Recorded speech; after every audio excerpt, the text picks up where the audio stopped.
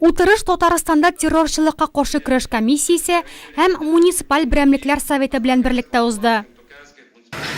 Обстановка в республике спокойная, но это дается нам ежедневным трудом. Мы не должны расслабляться и снижать свою бдительность. Уйланырга урын бар. Быелгы ел башыннан республикада миграция учетына 181 меңнән артык кеше куелган. Бу узган елның шул чорындагыдан 8,5%-ка күбрәк. Татарстанны яшәү һәм эшләү урыны итеп сайлаган барлык милләт кешеләренең җирле тел һәм мәдәнияткә хөрмәтле мөнәсәбәте үз-үзләрен табулары өчен мөмкинлек негатив моментларга юл куймаска ярдәм итә. Татарстан элек-электән күп милләтле регион булып санала.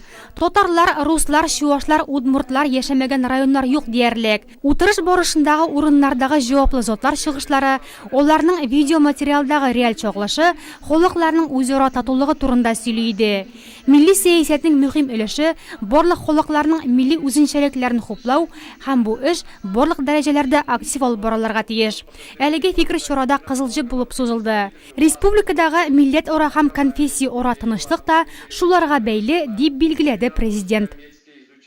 Национальное многообразие становится обычным явлением не только в крупных городах, но и во многих муниципальных районах, сельских поселениях республики. Данное изменение требует пристального внимания к вопросам этнокультурного развития, а также межкультурного взаимодействия. Район һәм шәһәр башлыгы Рауль Кузюров утырыш эшендә турыдан-туры Кремльдә катнашты. Нурлаттагы җаваплы затлар аны видеоконференция режимында карый алды. Чара узагында әлеге тема җирле мисаллар белән дәвам иттерелде.